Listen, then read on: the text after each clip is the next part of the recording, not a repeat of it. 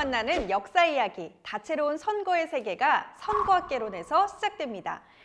오늘 주제는 선거제도 어떻게 탄생했을까라는 그런 내용인데요. 선거제도와 관련된 알쏭달쏭 궁금증들을 확 풀어드리도록 하겠습니다. 선거제도가 과연 어떻게 시작됐는지, 그리고 이제 어떤 선거제도가 어떻게 세상을 움직이는지 이모저모 요리조리 알아보도록 하겠습니다. 신정섭 교수님 함께 하십니다. 어서 오세요. 안녕하세요.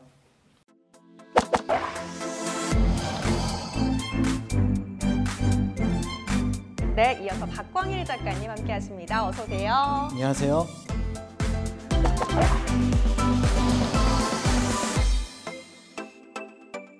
선거제도라고 하면요, 저는 이제 그 공직선거법부터 딱 떠오르거든요. 저뿐만 아니라 많이들 이제 좀 복잡하고 너무 어렵다 이렇게들 좀 생각을 하시는 것 같아요. 저는 제 생각이 맞다고 봅니다. 동의하시죠? 완전히 동의하는. 어렵습니다. 완전히 동의를 하시는 편이세요? 그럴 수밖에 없는 게 네. 이게 선거라는 게 게임의 룰이잖아요. 네. 그러다 보니까 우리가 많은 사람의 의견을 반영하고 공정성과 투명성을 높이려고 하다 보니까 굉장히 많은 고민을 하게 되죠. 저는 앞으로 더 기대할 만하다고 봅니다. 네? 기대해 볼 만하다고요? 네, 원래 이제 처음에는 간단했던 것들이 점점 복잡해지고 또 생각거리가 점점 많아지다 보니까 이 선거제도는 앞으로 훨씬 더 복잡해지지 않을까. 두 분의 마음은 굉장히 복잡하고 이해할 수 없지만 선거 제도와 관련된 이야기만큼은 저희가 쉽고 명확하게 한번 풀어보도록 하겠습니다. 교수님, 선거 제도란 무엇이라고 좀 정의를 해볼 수 있을까요? 시민의 대표자나 공직자를 선출하는 과정을 담은 일련의 법칙이라든가 법규라든가 제도라고 할 수가 있는데요. 대의민주주의는 시민이 직접 정부를 운영하는 것이 아니고 시민이 대표자를 선출해서 대표자들이 정부를 운영하게 되죠. 그러다 보니까 시민의 대표자를 뽑는 과정이 매우 중요하고요. 그리고 시민들은 자신들의 대표자를 선출하고 또 선거를 통해서 민주적으로 통제할 수 있거든요. 네. 그렇기 때문에 선거 제도를 어떻게 하느냐에 따라서 그 나라의 민주주의가 굉장히 크게 영향을 받는다라고 우리가 생각해 볼 수 있을 것 같습니다. 오늘날의 그럼 선거제도 같은 경우는 언제 좀 시작이 된 걸까요? 역사적으로 보통 선거, 투표 이런 것들을 떠올릴 수 있는 거는 2500년 전 이제 그리스 아테네가 될 것 같습니다. 그때 이제 직접 민주주의를 실현하기 위해서 이와 비슷한 어떤 방식들을 썼었죠. 그런데 이제 우리가 알고 있는 1인 1투표, 그 다음에 날짜를 정해서 어떤 누군가를 뽑는다라고 하는 근대적인 개념은 1789년 프랑스 혁명 이후 우리가 알고 있는 근대 역사의 시작에서부터 비롯되었다라고 볼 수가 있고요. 네. 그 과정에서도 굉장히 오래된 그리고 굉장히 지난한 어떤 과정들을 거쳐서 현재 우리가 누리고 있는 어떤 투표 그리고 이제 선거 제도의 어떤 완성이라고 하는 것들을 만들었다고 볼 수가 있습니다. 아무래도 이제 많은 시행착오가 있었을 것 같은데 어떤 역사적 과정들이 있었을까요? 선거 제도의 변화에 대해서 이야기를 하려면 먼저 선거권 확대에 대해서 먼저 얘기를 해야 될 것 같아요. 네. 오늘날과 같이 모든 시민들이 일정한 나이 이상이 되면 다 투표권을 갖는 이런 보통 선거권은 그 당시에는 없었습니다. 그 당시에는 재산이 있는 성인 남성들만 선거에 참여할 수가 있었거든요. 네. 그래서 이런 불합리한 구조고 불평등한 구조를 타파하고 개선하기 위해서 굉장히 많은 노력과 헌신이 있게 됩니다. 그 대표적인 게 1838년에 영국에서 벌어진 차티스트 운동이라고 할 수 있습니다. 차티스트 운동은 그 당시까지 재산이 있는 남성들에게만 선거권이 주어졌는데 이게 일반 노동자, 즉 재산이 없는 사람을 우리가 그 당시에 노동자라고 표현을 했는데 재산이 없는 일반 노동자나 시민들에게까지 투표권을 확장해 달라고 하는 그런 요구였습니다. 차티스트 운동을 통해서 이러한 개념, 이러한 요구가 전 세계적으로 퍼져 나갔다고 볼 수도 있고요. 네. 그리고 차티스트 운동도 한계가 뭐였냐면 성인 남성에 대한 투표권의 확대만 요구했지 성인 없네요. 여성에 대한 네. 얘기는 없었다라는 거죠. 그래서 1860년대가 되면 여성의 참정권에 대한 운동도 아주 폭넓게 벌어지게 됩니다.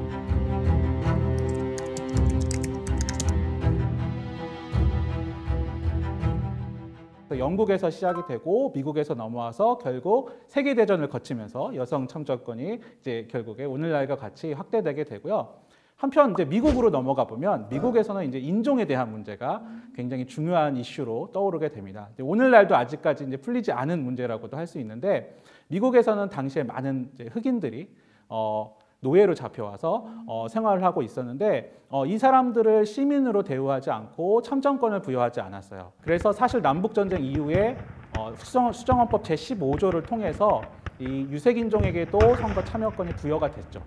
근데 이거는 이제 형식적이었던 거고 실제적으로는 1960년대 The Voting Rights Act라고 하는 법이 통과되기 전까지 남부에서는 흑인들은 사실 선거에 참여하지 못하는 것이 일반적인 그런 상황이었습니다. 그러면서 선거권이 확대가 된 다음에 우리가 어떻게 하면 선거를 통해서 다양한 목소리를 의회로 전달할 수 있을 것인가, 이러한 비례성에 대한 문제, 공정성에 대한 문제가 나타나게 되고요. 그리고 다른 사람의 간섭 없이 어떻게 자신의 의사를 선거를 통해서 표출할 것인가에 대한 문제가 등장하게 됩니다. 그래서 1800년대 중반이 되면 호주에서 비밀선거라고 하는 제도가 만들어지게 되고 1900년도를 전후해서 벨기에나 스위스 같은 나라에서 오늘날 우리가 너무나 익숙한데 비례대표제라고 하는 제도가 그때 처음으로 도입되게 됩니다.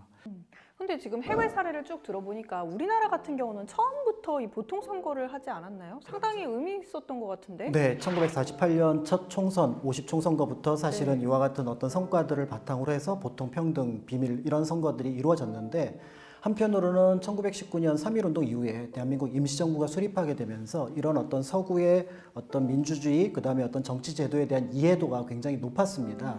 이제 그런 것들을 바탕으로 해서 이걸 어떻게 실현을 해야 될까? 다만 일제강점기였기 때문에 실현하고 있지 못했던 부분들을 광복 이후에 이제 여러 나라, 특히 이제 미국의 제도가 큰 영향을 끼쳤는데 그 제도를 바탕으로 이와 같은 어떻게 보면 좀 발전된 모습의 투표제도, 투표와 그다음에 이제 선거제도가 이루어졌다고 볼 수가 있는 거죠. 네, 그렇군요. 자, 그리고 이제 또 한 가지.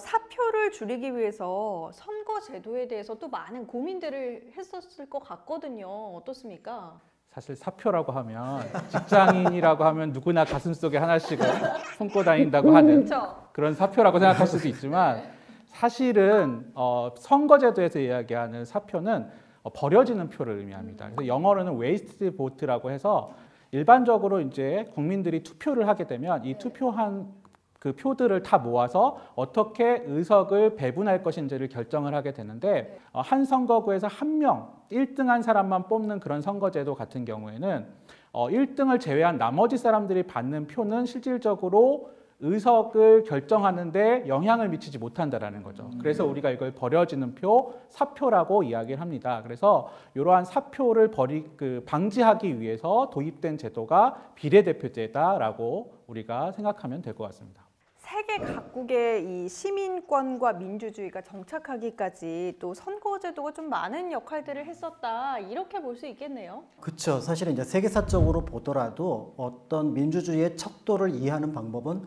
선거제도가 어떻게 안착이 됐느냐 이런 것들을 볼 수가 있습니다. 지금의 이제 거의 대부분의 나라가 어떤 민주주의 그리고 이제 공화정이라고 하는 가치를 실현시키기 위해서 노력을 하지만 예를 들어 뭐 1970년대 지중해권, 그 다음에 그 이후에 이제 라틴 아메리카, 그 다음에 80년대 후반에 이제 소련의 붕괴에 따른 동구권의 어떤 새로운 어떤 정치 제도를 받아들이는 과정에서 그들은 민주주의를 어떻게 실현하려고 하느냐, 그 과정에서 어떤 선거 제도를 선택했고 국민들은 어떤 방식으로 투표를 할 수 있느냐, 이런 방식이 그 나라의 어떤 민주주의의 척도라는 점에서 선거를 이해한다라는 것은 단순하게 누군가를 뽑는 것을 넘어서서 그 나라의 어떤 정치 문화를 넘는 역사의 한 부분을 이해하는 그런 어떤 장치가 될 수 있을 것 같다는 생각이 듭니다. 그럼 우리나라 같은 경우는 어떤 선거 제도를 좀 거쳤어요? 대한민국 같은 경우는 민주주의에 어떻게 보면은 굉장히 전형처럼 그러니까 굉장히 어려웠던 시기지만 또 그거를 극복하고 또 다시 어려워졌다가 극복하고 이런 과정들을 거쳐왔는데요.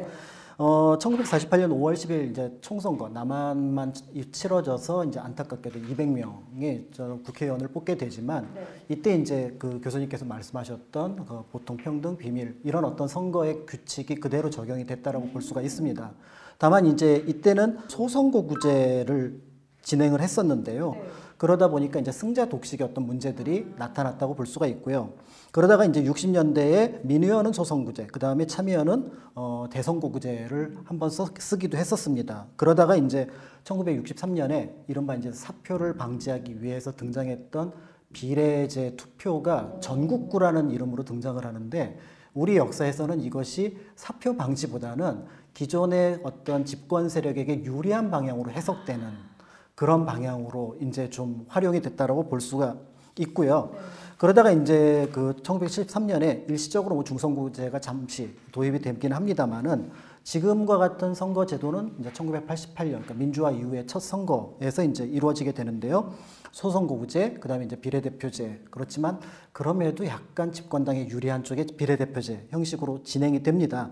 그러다가 이제 2004년 17대 총선을 거치면서 이제 299명의 국회의원을 뽑게 되고, 지금 제도와 비슷한 것은 이제 2012년 19대 총선에서 국회의원 300명을 뽑게 되는데, 역시 이제 비례대표제 문제는 좀 복잡해서 제가 TV를 가만히 보고 있어도 이쪽 그 선거제를 통해서 뽑은 국회의원들은 쉽게 이해가 되는데, 이제 다른 수십 석은 어떻게 정리가 되는지는 여전히 공부를 하면서 봐야 되는 그런 부분이 있습니다. 쭉 일목요연하게 정리들을 좀 해주셨는데요.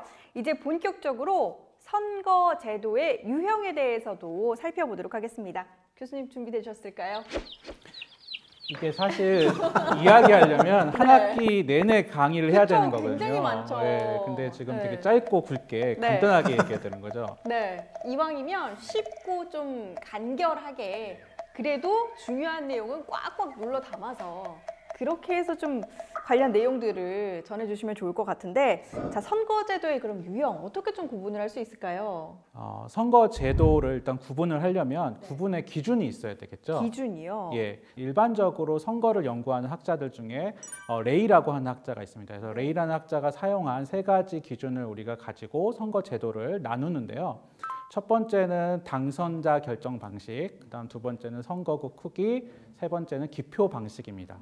먼저 선거구 크기부터 얘기를 하면, 선거구 크기는 한 선거구에서 몇 명을 우리가 선출할 것인가에 대한 문제입니다. 그래서 뭐 예를 들어서 단순 다수제 같은 경우는 한 명을 선출하기도 하고요. 아니면 중대 선거구제를 하면 여러 명을 선출하기도 하죠. 이런 걸 선거구 크기라고 하고, 네. 당선자 결정 방식은 우리가 그 투표를 했을 때 그 투표를 다 모았을 때 그거를 의석으로 어떻게 전환할 것인가에 대한 문제입니다.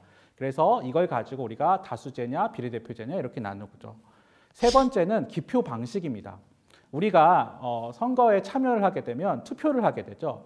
나는 어떤 정당을 지지한다, 어떤 후보를 지지한다라고 의사를 표현하게 되는데, 이 의사를 어떻게 표현할 것인가의 문제가 기표 방식입니다. 그래서 우리한테 익숙한 거는 도장을 찍는 거잖아요. 그렇죠. 그렇죠? 도장을 찍지 않고 이름을 적기도 하고요. 그렇죠. 옆나라. 예, 옆나라 일본 같은 경우는 이름을 자필로 적기도 하고요. 호주 같은 경우에는 자기가 원하는 후보의 순위를 적습니다. 그래서 누구 한 명만 하는 것이 아니라 후보가 5명이면 이 5명에 대해서 내가 제일 좋아하는 사람은 1번, 두 번째로 좋아하는 사람은 2번, 이런 식으로 순위를 정하게 되는데, 이러한 방식도 있고요. 그래서 기표 방식에 따라서도 선거 제도가 굉장히 다양하게 나누어진다라고 할 수가 있습니다. 그래서 굉장히 많은 선거제도가 만들어지게 되는데, 이거를 크게 봤을 때 우리가 세 가지로 묶어서 나눌 수가 있어요. 네. 첫 번째는 다수제 선거제도고요. 두 번째는 비례대표제고, 세 번째는 혼합 선거제도입니다. 그럼 다수제부터 설명을 한번 해볼게요. 다수제는 일반적으로 한 선거구에서 가장 많은 득표를 한 후보를 선출하는 걸 다수제 선거제도라고 합니다. 제일 많은 표를, 한 표라도 많은 표를 얻은 1등을 선출하는 거, 이걸 단순 다수제라고 이야기를 하고요. 다수제는 결선 투표제 같은 것들도 있습니다. 최소한 한 지역의 국회의원이 되려면 과반 이상의 사람들의 지지를 얻어야 된다는 거죠. 만약에 50% 이상을 얻지 못한, 그러니까 아무 후보도 얻지 못한다면 다시 선거를 하기도 하고요. 호주 같은 경우는 옆에다 선호를 표시한다고 그랬잖아요. 그 선호에 따라서 표를 다시 재분배해가지고 50%를 확정짓기도 하고요. 그래서 이런 식으로 결정을 하기도 합니다. 근데 그렇게 되다 보면 너무 복잡하니까 다수제 하면 우리가 단순 다수제가 미국, 영국 우리가 생각하는 다수제 국가는 다 단순 다수제를 사용하는데, 반장 선거할 때도 학교 다닐 때도 쓰는 게 단순 다수제죠. 역사적으로도 굉장히 오래됐고, 그리고 한 선거구에서 보통 한 명을 선출하기 때문에 그 지역의 대표자가 누군지가 명확합니다. 그리고 단순 다수제를 사용하면 보통 양당제라고 해서 두 개의 커다란 정당이 번갈아 가면서 집권을 하는 형태의 정당 제도가 출현을 하게 되는데, 이 양당제의 장점으로 우리가 이야기하는 게 뭐냐면 정치적 안정성이거든요. 그러니까 이런 안정성 측면에서는 다수제가 굉장히 유리할 수도 있다라고 하는 주장이 있습니다. 그에 반해서 단점도 있겠죠. 단점은 앞서 말씀드렸다시피 사표가 발생할 수 있습니다. 왜냐하면 한 지역구에서 1등한 한 명만 뽑기 때문에 나머지 후보나 나머지 정당에 대해서 투표를 하는 표는 의석을 결정하는데 영향을 미치지 못하게 되는 거죠. 그리고 양당제가 만들어진다고 말씀을 드렸잖아요. 그 얘기는 결국 소수 정당이 의회에 진출하기가 어렵다는 거죠. 그렇다면 사회에 있는 다양한 목소리들이 의회로 전달되기가 굉장히 어렵다는 그러한 단점이 있습니다. 네, 그리고 이제 비례제. 예, 비례제를 설명을 하면 비례제는 한 선거구에서 여러 명을 선출을 합니다. 여러 명을 선출하는데, 그래서 일반적으로 비례대표제는 우리가 투표를 할 때 단순 다수제에서는 후보한테 투표를 하죠. 근데 비례대표제에서는 후보한테 투표를 하는 것이 아니라 정당에 투표를 합니다. 그래서 정당에 투표를 하게 되고 정당들이 얻은 표를 다 나중에 합산을 해요. 그래서 이 비율로 나누거든요. 전체 100%표 중에 몇 %씩을 가져가는지를 비율로 나누고, 그 지역구의 의석이 예를 들어서 100명을 뽑는다 하면 100% 중에 A라는 정당이 50%의 득표율을 가졌으면 50석을 가져가는 거고요. 10%를 득표했으면 10석을 가져가는 겁니다. 이와 같이 정당이 득표한 비율에 따라서 의석을 배분하는 거, 이걸 우리가 비례대표제라고 이야기를 합니다. 장점은 사표가 줄어들고요. 그러다 보니까 국민들의 의사가 의회로 전달되는데 왜곡되는 게 좀 덜하죠. 그리고 군소정당들이 얼마든지 활동할 수 있고 의회에 진출할 수 있고, 반대는 비례대표제를 하게 되면 군소정당이 진출하기 용이하다는 건 뭐냐면 정당이 많아진다는 거거든요. 그 얘기는 뭐냐면 다당제가 된다는 거죠. 그럼 다당제에서는 한 정당이 의회에서 50% 이상을 의석을 차지하기가 어렵습니다. 그렇죠. 그 얘기는 뭐냐면 국회에서 법을 통과시키기 위해서는 50% 이상의 의석이 있어야 되잖아요. 혼자서 그걸 못한다는 거죠. 그럼 다른 정당하고 힘을 합쳐야 되잖아요. 이렇게 해서 다른 정당과 힘을 합쳐서 만들어진 정부를 우리가 연립정부, 연합정부라고 이야기를 합니다. 이런 연합정부가 형성이 되는데, 연합정부는 뜻이 다른 두 정당이 합치는 거기 때문에 중간에 서로 갈라설 수도 있어요. 그렇죠. 네. 그렇게 해서 이렇게 이혼을 하게 되면 결국에는 정부가 힘을 잃어버리게 되고 다른 파트너를 또 찾아야 되는 거죠. 그럼 그동안은 전국이 불안정하게 되는 이러한 요소가 만들어질 수 있고요. 또 하나는 한 지역구에서 여러 명의 국회의원을 선출하다 보니까 책임 정치가 약간 약해질 수 있다. 이런 것이 비례대표제의 단점이라고 할 수가 있습니다. 네, 이렇게 해서 비례대표제 살펴봤고, 마지막으로 혼합선거제도 같은 경우는요? 혼합선거제도는 사실 간단하게 생각하시면 됩니다. 다수제와 비례제를 합쳐서 가지고 있는 나라가 혼합선거제도를 사용하고 있는 그런 국가라고 생각하시면 되고요. 네. 대표적인 나라가 바로 우리나라죠. 혼합선거제도는 크게 봤을 때 이것도 두 가지로 또 나눌 수 있어요. 하나는 다수제와 비례대표제를 각각 따로 사용하는 겁니다. 네. 무슨 얘기냐 하면은 국회의원이 100명이다라고 이야기를 하면 100명 중에 50명은 다수제로 뽑고 50명은 비례대표제로 뽑는 겁니다. 그래서 이런 거를 우리가 독립형 혼합선거제도라고 이야기를 하고요. 병립형 혼합선거제도, 연동형 혼합선거제도라고 이야기하는데, 그 대표적인 이 제도를 사용하는 나라가 어디냐면 독일이에요. 독일의 연동형 비례대표제에 대해서 간단하게 설명을 해보면, 비례대표제를 우선시하는 제도예요. 다수제와 비례대표제 중에. 그래서 유권자들은 두 장의 표를 갖습니다. 그래서 지역구 후보에게 투표하는 투표를 하나 하고요. 그 다음에 정당한테 투표를 하나 합니다. 이 정당 투표를 먼저 계산을 해서 정당별로 몇 %의 득표를 하였는지를 계산하고 거기에 따라서 의석을 배분합니다. 예를 들어서 100석의 국회의원을 뽑는데 A라는 그 정당이 50%를 득표하면 50석의 의석을 가져갈 수 있도록 하는 거죠. 네. 이게 고정이고요. 그 다음에 지역구에서 A라는 정당이 예를 들어서 30석을 얻었어요. 근데 원래 이 정당은 비례대표 그 선거 결과에 의하면 50석을 가져가야 되는 거죠. 근데 지역구에서 30명밖에 당선이 안 된 거예요. 네. 그러면 나머지 20석, 비례대표에서 얻어야 되는 의석에서 지역구에서 얻은 의석을 뺍니다. 그래서 요거를 나머지 20석을 비례대표로 채워주는 거예요. 연동형 비례대표제의 단점은 뭐냐면 초과 의석이라고 이야기를 하는데, 즉 비례대표보다 지역구에서 한 석이라도 더 많이 당선이 된 정당이 있다면 전체 의석수보다 결국은 초과하는 의석이 생길 수밖에 없다는 거죠. 그래서 이런 경우에 항상 우리가 생각하는 것보다 국회의원 숫자가 늘어날 가능성이 있다라고 하는 그러한 현상이 나타나는 것이 연동형 비례대표제라고 할 수가 있습니다. 네, 머리에 쏙쏙 잘 들어오는 선거개론입니다. 선거제도와 관련된 내용들 함께 살펴봤고요. 자, 그런데 이제 여기서 긴급 질문이 있습니다. 우리나라 같은 경우는 지금 헌법에도 대통령제 국가라는 게 들어가잖아요. 네. 그래서 왜 이렇게 대통령제가 된 걸까요? 사실은 뭐 한 번에 대통령제가 됐다라고 보기는 어렵고요. 약간의 이제 논의사항은 있었습니다. 광복 이후 이제 3년 만에 정부를 수립하는 과정에서 조금 빠르게 이제 어떤 제도를 채택하는 과정들이 있었고, 그럼에도 처음에는 이제 내각 책임제 형식의 의원 내각제 형식의 어떤 정부를 생각을 했었습니다. 그런데 이제 당시 유력한 정치인이었던 이제 이승만 대통령 같은 경우가 대통령제에 대한 관심이 많았었고, 또 이런 것들이 이제 또 사실은 이미 임시정부에서도 논의가 되었던 부분들이 있어서 결국은 이제 논의 끝에 대통령제로 들어가되 이제 의원 내각제의 요소를 포함하는, 예를 들어서 제1공화국 대통령은 국회의원들이 뽑았어요.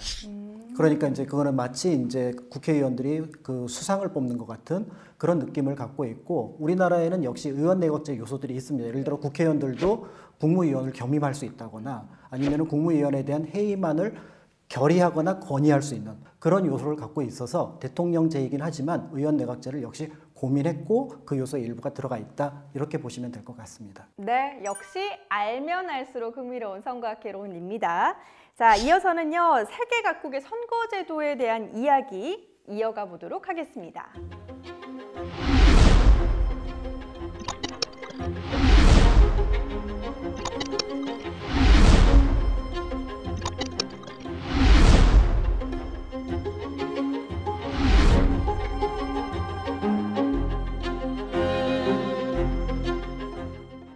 자, 선거와 관련해서 이제 이색적인 제도를 운영하는 국가들이 있습니다. 그런데 왜 국가마다 선거제도가 다를까라는 생각을 하게 되는데요. 어떤 선거제도들이 있는지 두루두루 좀 살펴보도록 할게요. 우선 그 고대 로마 시대 선거 유산이 남아있는 국가 이탈리아입니다. 특별한 제도가 있다고요?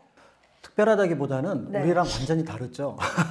모든 그 대표를 비례대표로 뽑고요. 심지어는 상원 하원에 격도 같습니다. 상원에 또 흥미로운 게 이제 종신직 상원 의원이 있더라고요. 네. 대통령이 임명할 수 있는데 5명 정도 오. 임명을 할 수가 있습니다. 그래서 이제 사회, 과학, 예술, 문학 분야에서 명망이 높은 분을 이제 종신직 의원으로 하는데, 유명한 분이 몇 분 있어서 찾아봤더니 네. 이제 그 이탈리아의 이제 뭐 좌파 정치인이면서 굉장히 신망이 높았던 이제 조르조 나폴리타노 같은 분이 있고요.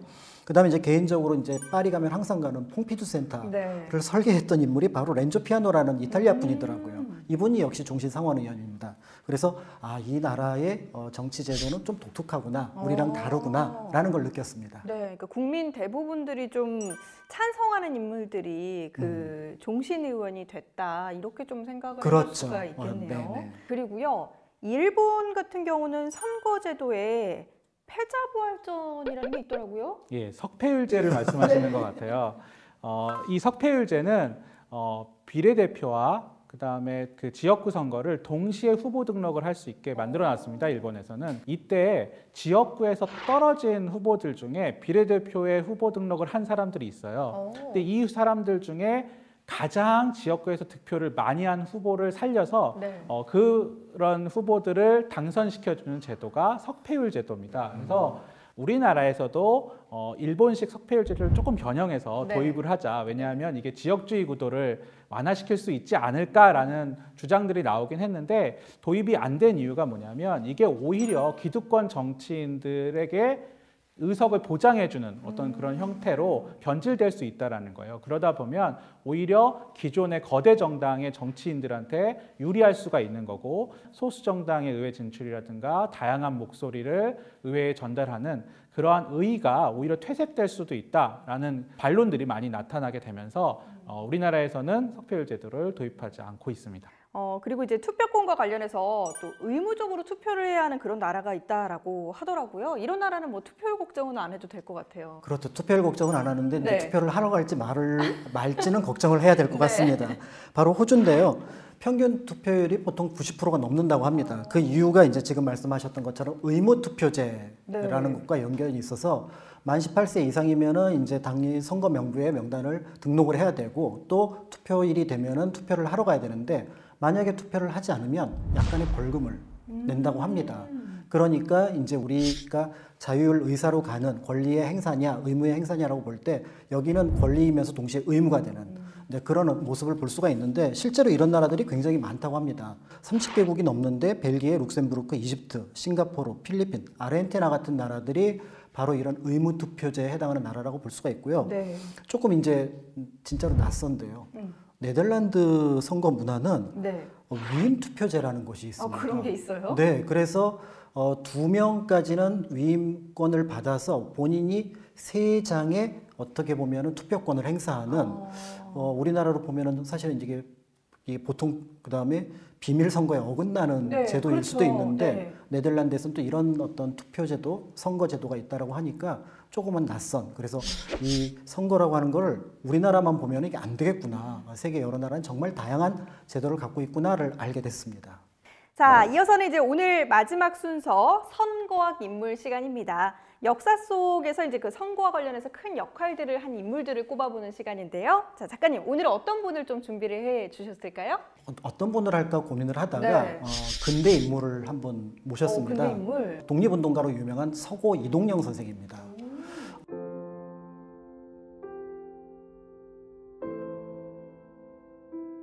조금 낯설다고 네. 생각을 하고 선거랑 어떤 관련이 있을까라는 생각을 하실 분들도 있을 것 같는데 대한민국 임시정부가 처음 만들어지게 되면서 사실은 굉장히 국회의 역할을 하는 임시의정원을 중요하게 생각을 했습니다. 그래서 비록 직접 선거를 할 수 없지만 각 지역을 대표하는 대표자들을 뽑았거든요. 그렇게 해서 이제 우리가 알고 있는 국회 형식을 갖춘 게 의정원. 다만 아직 나라를 찾지 못했으니까 임시라는 말을 붙여서 네. 임시의정원을 맡았는데 거기에 초대 원장님, 그러니까 초대 국회의장이라고 할 수 있는 분이 바로 서고 이동영 선생입니다. 이게 순식간에 나온 것 같지만 이미 이제 이동영 선생은 만민공동회 같은 어떻게 보면 직접 민주주의 현장도 몸으로 체험을 하셨고 독립운동에 참여하면서 우리나라는 이렇게 가야겠다라는 생각을 하셨기 때문에 사실은 독립운동은 한편으로는 민주주의를 학습하는 과정이기도 했거든요. 그런 면에서 조금은 낯설지만 선거하고 좀 거리가 있어 보이지만 이동영 선생을 기억하신다면 우리 정치의 한 부분을 조금 앞당겨서 이해할 수 있지 않을까라는 생각이 듭니다. 네, 굉장히 의미가 있습니다. 박광희 작가님께서는 서고 이동영 선생 꼽아주셨고요.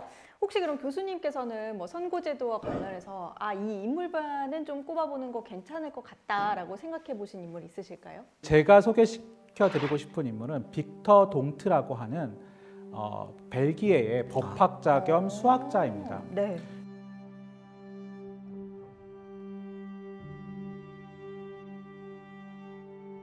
이분이 왜 제가 중요한 인물이라고 생각을 했냐면 오늘날 우리가 아까도 말씀드렸지만 선거제도를 크게 구분할 때 다수제와 비례대표제로 구분하잖아요.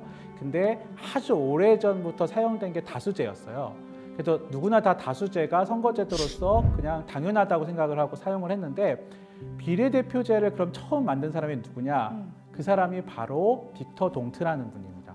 그리고 빅터 동트의 비례대표제를 수정 없이 그대로 사용하는 국가들도 지금 약 30개 정도 됩니다. 그러니까 이 빅터 동트라는 인물이 선거제도에 있어서는 굉장히 큰 영향을 미친 사람이다라고 이야기할 수 있습니다. 그러네요. 그래서 교수님께서 꼽아보신 인물은 빅터 동트였습니다. 선거제도에 대한 이야기를 이렇게 쭉 나누다 보니까요. 저는 톱니바퀴가 좀 생각나는 것 같습니다. 뭐 역사, 그리고 문화, 정치가 이 선거제도라는 톱니바퀴와 좀 이렇게 맞물려 있다라는 이런 생각이 드는 것 같은데요. 자, 우리의 한 표가 어떤 제도 속에서 또 어떤 힘을 발휘하는지를 알아볼 수 있었던 그런 시간이었던 것 같습니다. 자, 선거학개론은 선거 속 숨겨진 이야기와 함께 다음 시간에 또다시 함께 하도록 할게요. 시청해주신 여러분 고맙습니다.